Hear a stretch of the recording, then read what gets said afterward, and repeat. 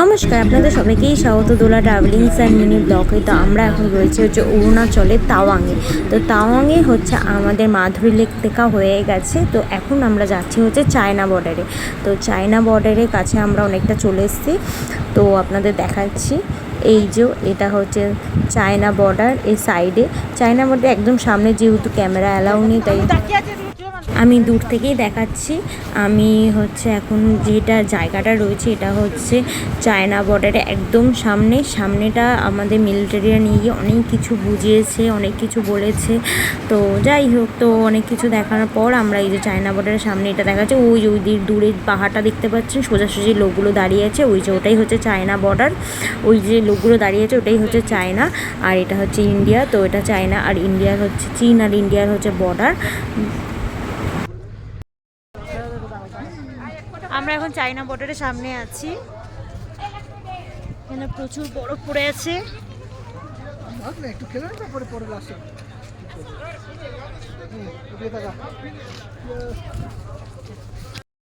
এখানে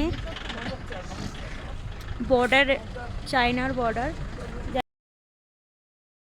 আমরা এখন যে জায়গাটাতে আছি এটা বুমরা পাস। এখানটাও খুব সুন্দর, এখানটা দিয়ে যেতে হয় চায়না বর্ডারের সামনে।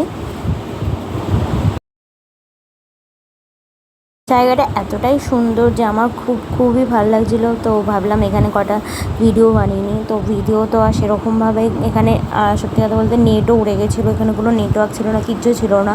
তাই জন্য ভাবলাম একটা স্লোমো ভিডিওই বানিয়ে নিই। তো একটুখানি হাঁটছিলাম আর মাকে বললাম একটু ভিডিও করে দাও। ভিডিওটা যে একটু চেষ্টা করেছিলাম করার। যাই হোক, তো এরকমভাবে একটু টাইম পাস করলাম। এখানটা প্রচুর ঠান্ডাও ছিল, আর এখানে শ্বাসকষ্টও খুব প্রবলেম হচ্ছিলো। অনেকেরই শ্বাসকষ্টের প্রবলেম হতে পারে, কারণ সেরকম গাছ ছিল না। তো ওর জন্য খুবই প্রবলেম হতে পারে এই জায়গাটা। তো নামলে সাধারণত অক্সিজেনের কিছু ওপর সাথে রাখা বা জলের বোতল অন্তত সাথে রাখাটা খুবই দরকার। জায়গাটা নেমেই সাথে প্রচুর লাফালাফি করাটা একদমই ঠিক না। অনেকটাই ওপরে, সত্যি জায়গাটা খুবই সুন্দর। আপনারা যদি আসেন বুঝতে পারবেন এই জায়গাটা অতিরিক্তই সুন্দর, এত সুন্দর, আমার খুবই ভালো লেগেছে।